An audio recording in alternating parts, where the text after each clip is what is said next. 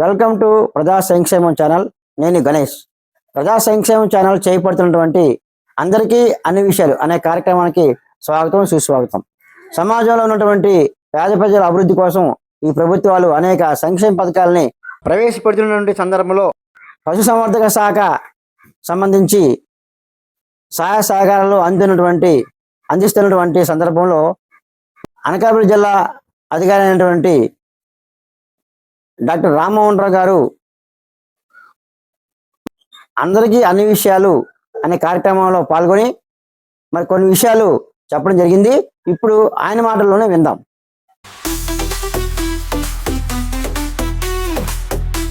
అందరికీ నమస్కారం. ముఖ్యంగా నా పేరు డాక్టర్ రామ్మోహన్ రావు, జిల్లా పశుసంవర్ధక శాఖ అధికారిగా అనకాపల్లిలో గత 2 సంవత్సరాల నుంచి పనిచేయడం జరుగుతుంది. ముఖ్యంగా పశుసంవర్ధక శాఖలో పశు సంపదని అభివృద్ధి చేసి రైతుకి ఒక తోడుగా వారి ఇంటి వద్దే వైద్యం చేయించి వాళ్ళ చేత ఎక్కువగా ఆర్థికంగా ధనార్జన సంపాదించుకోవటానికి మా పశుసంవర్ధక శాఖ అనేక రకాలుగా సహాయపడుతూ రైతు పక్షపాతిగా మనము ఈ యొక్క కార్యక్రమాలని చేపట్టడం జరుగుతుంది.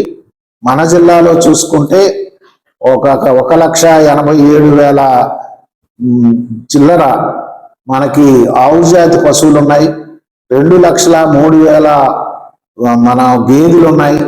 అలాగే గొర్రెలు, మేకలు, గొర్రెలు చూసుకుంటే 1,99,000 మనకి గొర్రెలు ఉన్నాయి. మేకలు చూసుకుంటే 1,80,000 వరకు మనకి ఇక్కడ మన జిల్లాలో ఉన్నాయి. కోళ్ళు అనేది కూడా 48 లక్షల వరకు ఉన్నాయి. ఈ 48 లక్షల్లో బ్యాక్యార్డ్ పౌల్ట్రీ కింద మన గ్రామాల్లో పెంచుకున్నవి ఒక 15 లక్షలు ఉంటే మిగతా ఆ 30 లక్షలు కూడా మనకి కమర్షియల్ పౌల్ట్రీ, అంటే రోజుకో గుడ్డు పెట్టే లేయర్స్ మాత్రమే ఇవి ఉన్నాయి. దీని ద్వారా కూడా మన జిల్లాకి, మన రైతులకి అనేక విధాలుగా ధనార్జన సంపాదించుకోవడానికి అదొక ఎంటర్ప్రీనర్షిప్ వ్యాపార అభివృద్ధి చేసుకొని మనం మార్కెట్లో దాన్ని నిలదొక్కోవడానికి సహాయపడుతున్నాం.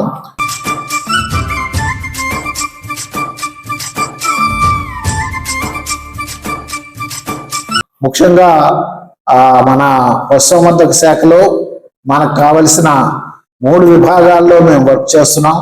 ఒక విభాగంలో ఏంటంటే ముఖ్యంగా ప్రతి పశువు కూడా ఆరోగ్యంగా ఉండాలి.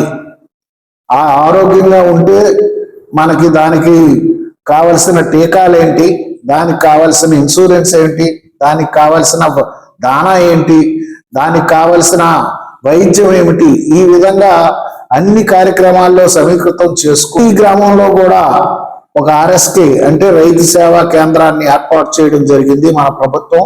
దానిలో కూడా ఒక ఏహెచ్ఏ స్థాయి అధికారి మనకు పనిచేస్తున్నారు, పశు వైద్య సహాయకులు అంటున్నాము.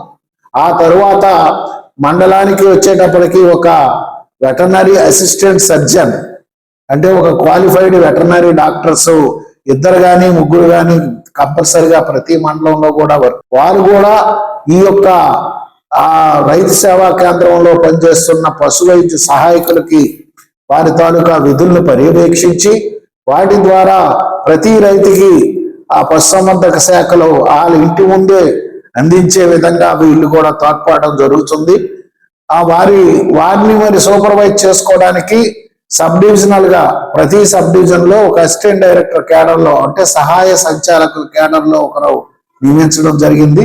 వారు ఈ యొక్క డాక్టర్స్ ని, అలాగే సహాయకుల్ని, సహాయకుల్ని, అలాగే వెటర్నరీ అసిస్టెంట్స్ ఎవరైతే పనిచేస్తున్నారో వాళ్ళని కూడా పర్యవేక్షించడం జరుగుతుంది.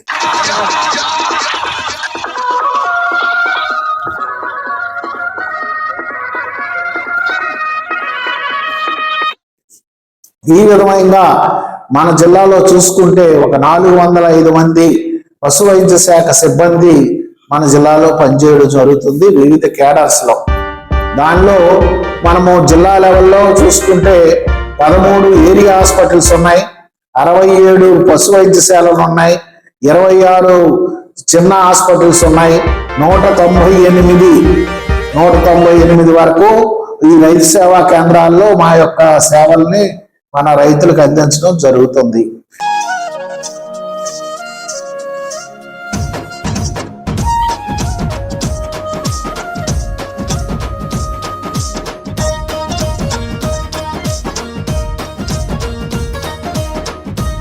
మరి ముఖ్య ఉద్దేశం మాది ఏమిటంటే పాల ఉత్పత్తిని పెంచడం,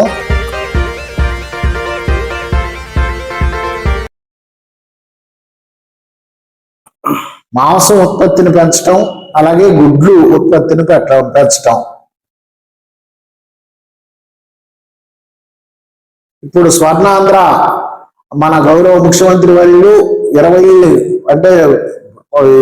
2047 సంవత్సరంకి స్వర్ణాంధ్రగా మన ఆంధ్రప్రదేశ్ తీర్చిదిద్దాలనే ఒక లక్ష్యంతో మేము గౌరవ ముఖ్యమంత్రి గారు ఇచ్చిన పిలుపు మేరకు ప్రతి సంవత్సరం కూడా 15% వృద్ధి రేటును చూపిస్తూ మేము ఈ యొక్క కార్యక్రమాలని చేపట్టడం జరుగుతుంది. కాబట్టి పాల ఉత్పత్తి కూడా పశువుల్లో మనము అధిక పాల ఉత్పత్తి ఇచ్చిన పశువుల్ని మీరు పెంచుకోవాలి. అటువంటి ఉత్పత్తి చేయడానికి మా దగ్గర కూడా ఇన్సెమినేషన్స్ అంటే వీర్యాలు కూడా మా దగ్గర ఉన్నాయి. ఇప్పుడు దీనికి కేంద్ర ప్రభుత్వం కూడా ప్రస్తుతానికి రాష్ట్రీయ గోకుల్ మిషన్ అనే ఒక పథకం ద్వారా ప్రతి రైతుకి కూడా మేము ఈ యొక్క ఎక్కువ పాల దిగుబడి ఇచ్చే జాతుల్ని మీ అందరికీ సరఫరా చేస్తున్నాం.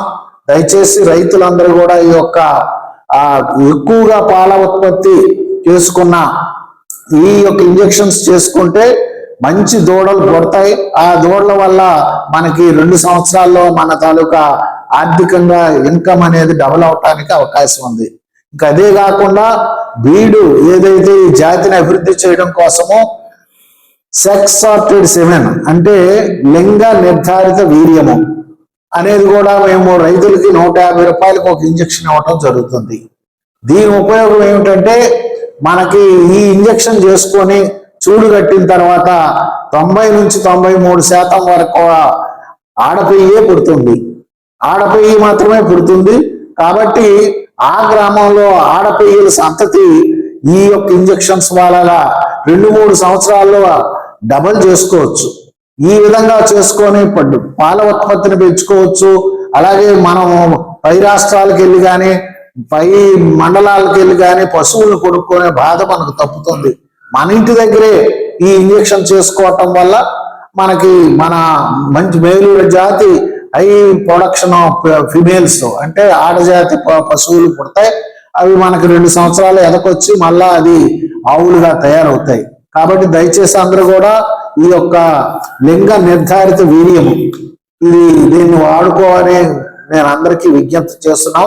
ఇది కూడా కేంద్ర ప్రభుత్వం మనకి రాష్ట్రీయ గోకుల్ మిషన్ ద్వారానే మనకు అందిస్తుంది. దీని ఒరిజినల్ కాస్ట్ చూసుకుంటే 1375 రూపాయలు. అయినా ప్రభుత్వం మనకి సబ్సిడీలు ఇచ్చి ఇప్పుడు కేవలం 150 రూపాయలకి మాత్రమే దీన్ని రైతులకు అందుబాటులో చేశాం. కేవలం ఉద్దేశం ఏంటంటే ప్రతి సంవత్సరం పాల ఉత్పత్తిని పెంచాలనే ఒక లక్ష్యంతో ఇదే లక్ష్యంతో పనిచేస్తున్నాం. కింద సంవత్సరం కూడా మనకి 22,000 ఇంజెక్షన్స్ వేసి అందులో ఒక 10,000 పెయ్యిల్ని ఆడపెయ్యిల్నేమో పుట్టించగలిగాం. ఈ సంవత్సరం కూడా ఒక 27,000 టార్గెట్ గా పెట్టుకొని ప్రణాళికలు తయారు చేసుకుంటూ ముందుకు వెళ్ళడం జరుగుతుంది. మరి పశువుల ఆరోగ్యం గురించి మనకి ఏ విధంగా అయితే జాతకాలు ఉంటాయో పంచాంగాలు ఉంటాయో పశువుల్లో కూడా ఒక యానిమల్ హెల్త్ క్యాలెండర్ అనేది మాకు ప్రతి నెల ప్రతి సంవత్సరం మేము దాన్ని ప్రింట్ చేయడం జరుగుతుంది. అంటే ఏ మంత్లో ఏ మాసంలో ఏ ఇంజెక్షన్ చేయాలి, ఏ మాసంలో ఏ పౌన మందు పట్టాలి, ఏ మాసంలో దానికి ఏ టీకా వేయాలి అన్నది ఒక పంచాంగాన్ని మేము తయారు చేస్తున్నాం. దాన్ని యానిమల్ హెల్త్ క్యాలెండర్ అంటున్నాం. వాటి ద్వారా సంవత్సరం పొడుగునా ఆ యొక్క కార్యక్రమాల్ని నట్టల నివారణ మందులు వేస్తాం, మనకి ఈ యొక్క టీకాలు వేస్తాం, గొర్రెలకి వేస్తాం, మేకలకు వేస్తాం, కోళ్ళకి వేస్తాం, పెద్ద పశువులకు కూడా వేస్తాం.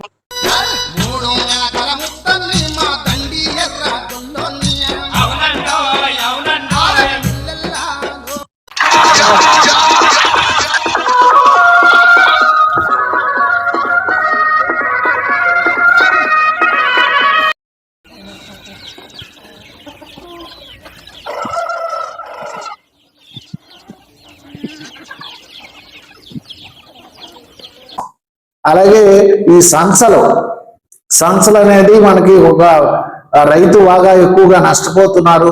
సంచలు వచ్చిన తర్వాత పాల ఉత్పత్తి తగ్గిపోతుంది, దాని ద్వారా ఆర్థికంగా లాస్ అవుతున్నారన్న ఉద్దేశంతో కూడా ఈరోజు ప్రతి సంవత్సరం 2 సార్లు ఉచితంగా, అది యాక్చువల్గా ఒక్కొక్క కాస్ట్ 8 నుంచి 10 రూపాయలు ఉంటుంది, అయినా ప్రభుత్వం దాన్ని ఉచితంగా మరి ఇప్పుడు మీ అందరికీ సరఫరా చేస్తున్నాం రైతులందరికీ.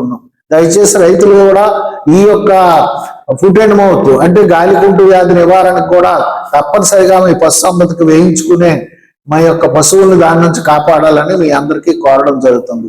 ఈ విధంగా పశువు క్యాలెండర్ ద్వారా మేము ప్రతి సంవత్సరం కూడా ప్రతి పశువుకి వైద్యాలను అందించి దాన్ని కూడా టీకాలు చేయించి దానిలో కూడా ఒక డేటాని సెంట్రల్ గవర్నమెంట్ ఈరోజు నేషనల్ డిజిటల్ మేనేజ్మెంట్ సిస్టమ్ పెట్టారు.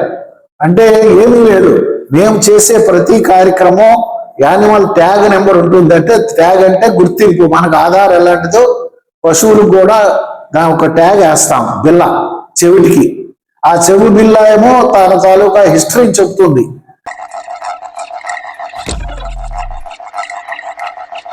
ఆ యొక్క బిల్లని మనం ఆ యొక్క పోర్టల్లో కానీ ఎంటర్ చేసినట్టయితే మన దాని వివరాలు మనకు అందుబాటులోకి వస్తాయి. అది ఎక్కడ పుట్టింది, ఎప్పుడు పుట్టింది, ఎన్నో ఈత ఉంటుంది, ఎవరి దగ్గర ఉంది అన్న డేటా కూడా మనకు అందులోనే మనకి పొందుపరిచి ఉంటుంది. దీన్ని ఇప్పుడు ఏంటంటే భారత పశుధన్ యాప్ అనేది ఒకటి ఉంది. అది రాష్ట్రం కాదు, మన రాష్ట్రంలోనే కాదు, మన దేశం మొత్తం మీద కూడా నేషనల్ డైరీ డెవలప్మెంట్ బోర్డు వారు దీన్ని డెవలప్ చేశారు. దీని ద్వారా సెంట్రల్ గవర్నమెంట్ అన్ని రాష్ట్రాల్లో జరుగుతున్న పశుసంవర్ధక కార్యక్రమాల్ని పర్యవేక్షించడం జరుగుతుంది.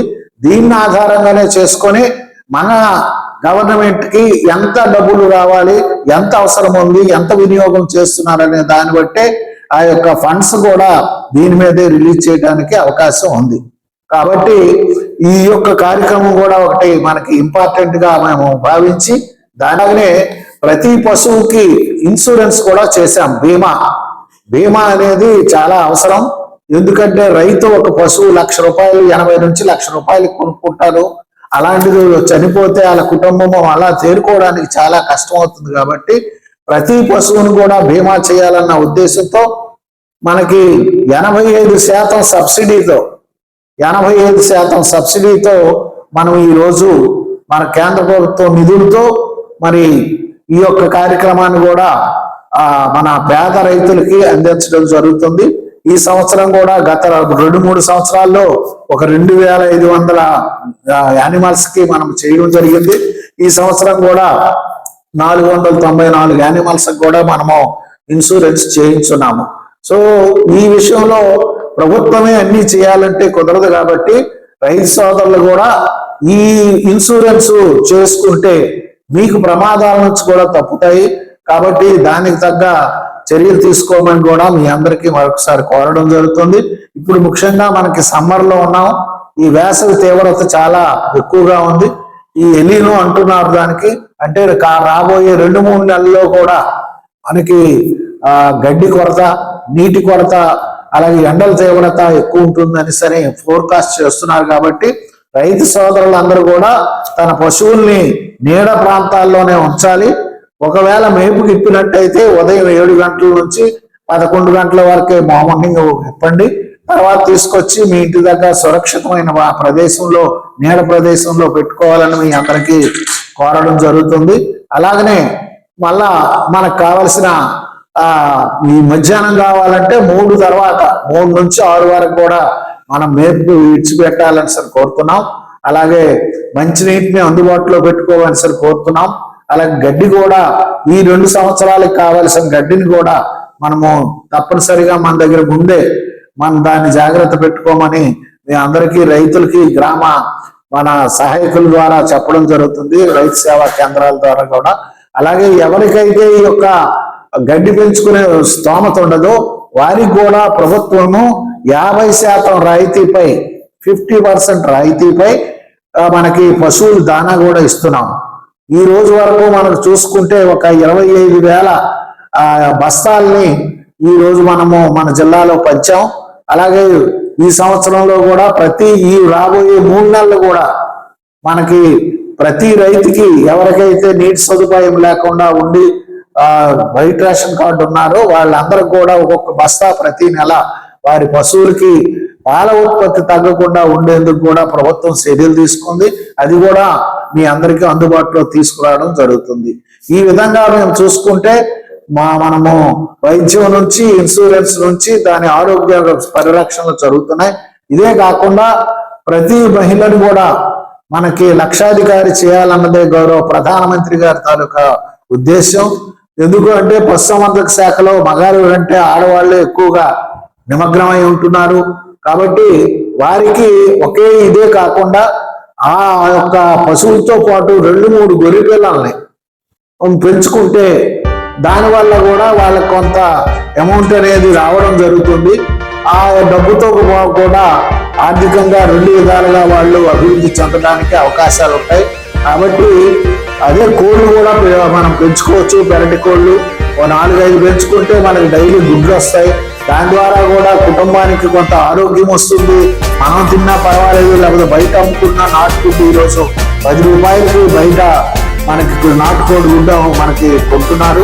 ఆ విధంగా కూడా కొంత సొమ్ముని మన రైతులు సంపాదించుకోవడానికి అవకాశం ఉంది. కాబట్టి అన్ని విధాలుగా రైతు ఆలోచించి ఇంకా ముందుకు వెళ్ళాలని కోరుకుంటూ నాకు ఈ అవకాశం ఇచ్చిన మీ అందరికీ ధన్యవాదాలు. Thank you.